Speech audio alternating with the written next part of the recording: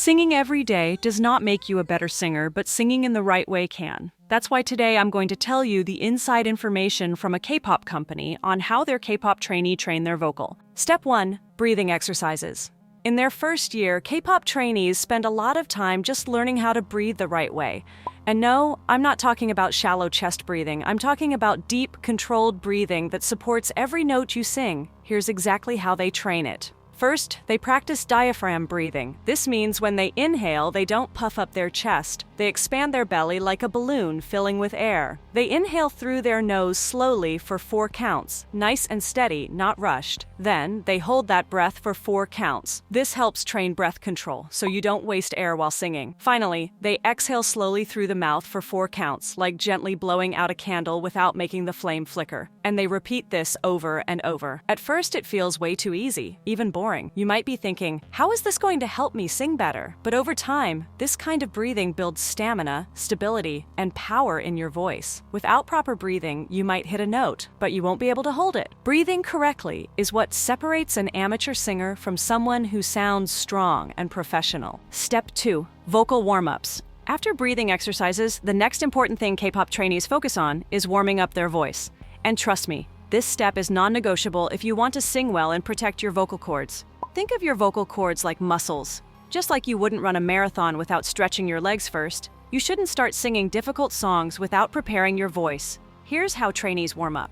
They start with lip trills. You know, that brrrr sound, like when you're blowing raspberries. It might feel silly at first, but lip trills are amazing for relaxing your throat and getting your breath flowing smoothly. Next, they practice humming. But not random humming. They hum in a soft, relaxed way, letting the vibration gently wake up their vocal cords without pushing too hard. It's like telling your voice, hey, it's time to wake up, but no rush. Then they move on to simple scales, going up and down basic notes slowly and gently. They're not trying to hit crazy high notes right away. The goal is to stretch the vocal cords little by little, increasing blood flow and making the voice more flexible for real singing later. Warming up properly does 2 big things. 1. It helps you sing better because your voice is already flexible and ready to move. 2. It protects you from hurting your voice, which can happen if you push too hard too soon. Even if you're just practicing alone at home, take 5-10 minutes to warm up first. It's a small habit that separates serious trainees from casual singers. Step 3. Pitch accuracy. Once trainees can breathe properly and warm up their voices, the next focus is pitch accuracy, or in simple words, singing in tune. You could have the most powerful voice in the world, but if you can't stay on pitch, your singing will sound off. That's why K-pop trainees spend a lot of time making sure they hit the right notes. Here's how they train pitch accuracy. First, they use a piano or a tuning app. They play a note, let's say a C note, and try to sing exactly the same sound back. Then they go up and down the piano, singing simple scales like do, re, mi, fa, so, slowly and carefully. The goal is not to rush through the notes. It's to listen very closely to the piano or app, hear the correct note in their mind first, and then match it perfectly with their voice.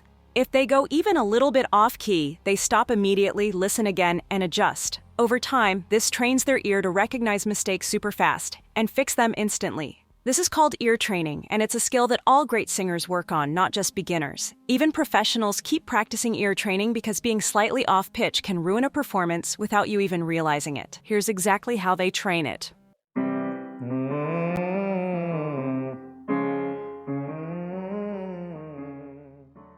If you just sing songs without paying attention to your pitch, you might end up practicing wrong. But if you take time to slow down, match notes carefully, and really listen to yourself, you'll build a strong, accurate singing voice much faster. Even just 5-10 minutes a day practicing scales with a piano or app can change your singing dramatically over a few months. Pitch accuracy is like brushing your teeth. You need to do it every day, even if it feels repetitive, because the results are long-lasting and super important. Step 4. Range expansion. After mastering basic pitch accuracy, the next step K-pop trainees work on is expanding their vocal range, meaning being able to sing both higher and lower notes clearly, powerfully, and without strain. A lot of people think you're just born with a certain range, but the truth is, with the right training, you can stretch and expand your range over time, just like K-pop trainees do. Here's how they do it. They practice special exercises every day, like scales, arpeggios, and sirens.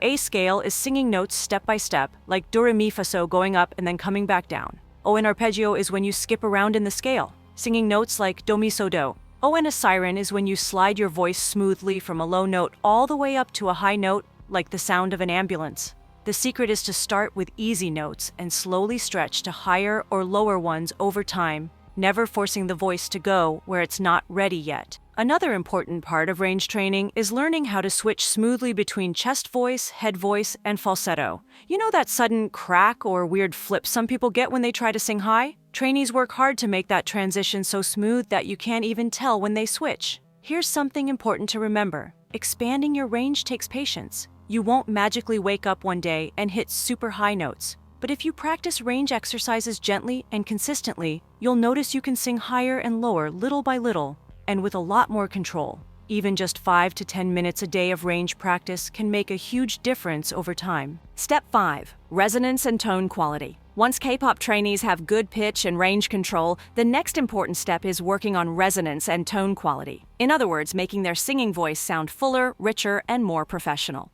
You might have heard someone sing before and thought, wow, their voice just sounds so clear and beautiful. How do they do that? Well, a big part of it comes from mastering resonance. Here's how trainees work on it. They practice forward placement of sound. This means singing as if the sound is vibrating in the front part of your face, especially around your nose, mouth, and cheekbones.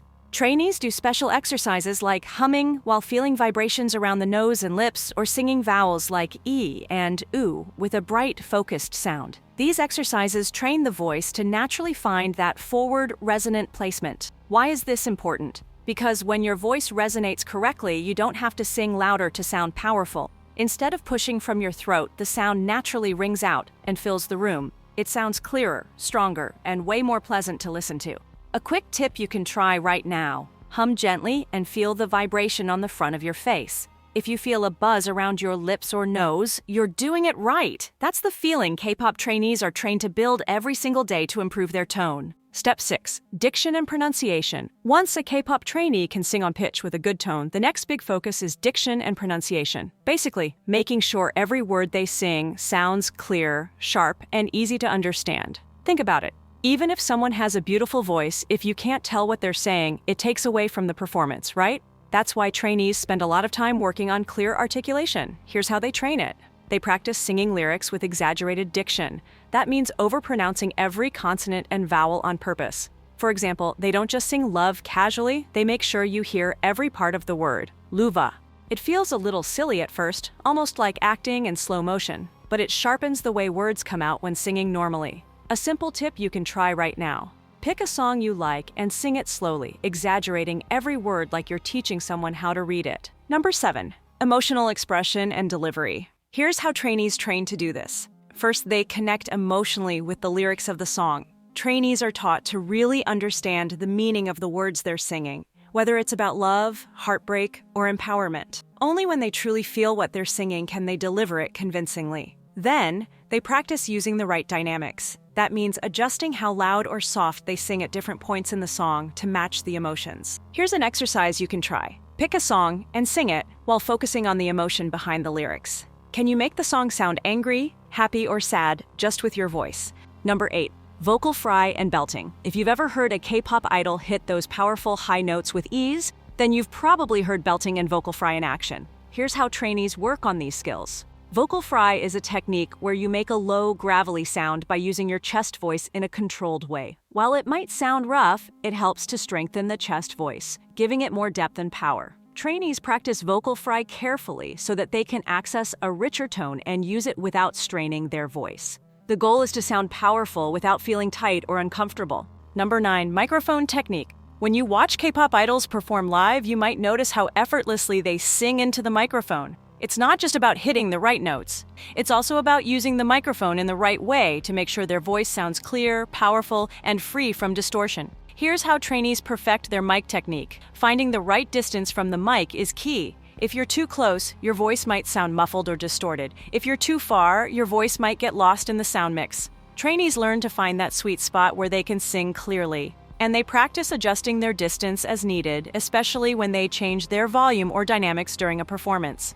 Modulating their voice is also essential. When singing softly, trainees learn to pull the mic closer to capture the delicate tones. For powerful belts, they might move the mic slightly away to avoid distortion or feedback. This ensures their voice is balanced and clear, no matter how loud or soft they sing. You can practice this skill using your phone's voice recorder if you don't have a microphone. Choose a song that includes both loud and soft parts with a mix of slow and fast sections. Hold your phone as if you're holding a microphone. Practice moving the phone closer or farther away based on the strength of your voice. Keep repeating until you can produce a smooth vocal flow with no parts that sound too loud or distorted.